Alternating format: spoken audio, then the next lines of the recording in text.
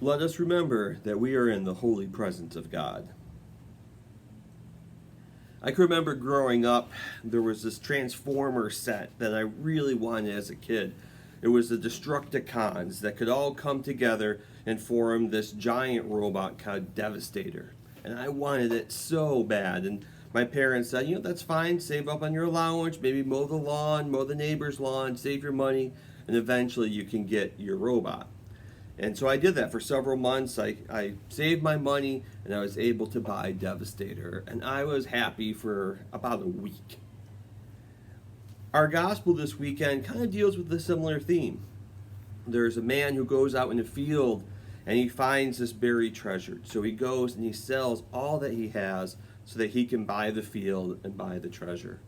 Or there's a merchant who's going through the shops and he finds this pearl of great price. And so he goes and he sells all that he has so that he can purchase this pearl. And Jesus uses both of these stories as an analogy to help us understand the kingdom of God. And I'll be honest, I've always had a really hard time. It's like, why would I go and sell everything just for these things? It doesn't seem right. Why would I go and just spend all of my money to sell everything I have just for this? It just doesn't seem like the right thing to do. It doesn't seem prudent. And then a couple of years ago, someone explained to me the passage the other way. That rather than seeing that I'm the character that goes and sells everything that I have, that's willing to give up all for the kingdom of God, to look at the other way. What if I'm the pearl of great price? And the person that finds me is God. And God is willing to give up everything, to sell everything, to send his son, to die on the cross for me. That I am the pearl of great price. I am the treasure that's found in the field.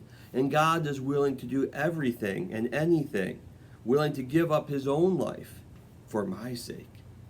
And when I think about it this way, then suddenly I'm aware of how much God has done for me. I'm aware of his love for me. And then perhaps maybe I'm willing to give up stuff for him. Maybe that sense of gratitude, I'm willing to lay down my life for him in some way, in some form. Because the reality is, God doesn't make mistakes. And if God is willing to give up everything he is and everything he has for me, then what ways is God inviting me to maybe love him back? In what ways can I love God through loving my neighbor? So our challenge for this week is to be aware of God's love in our lives and to find ways of sharing that love with others and giving back to God.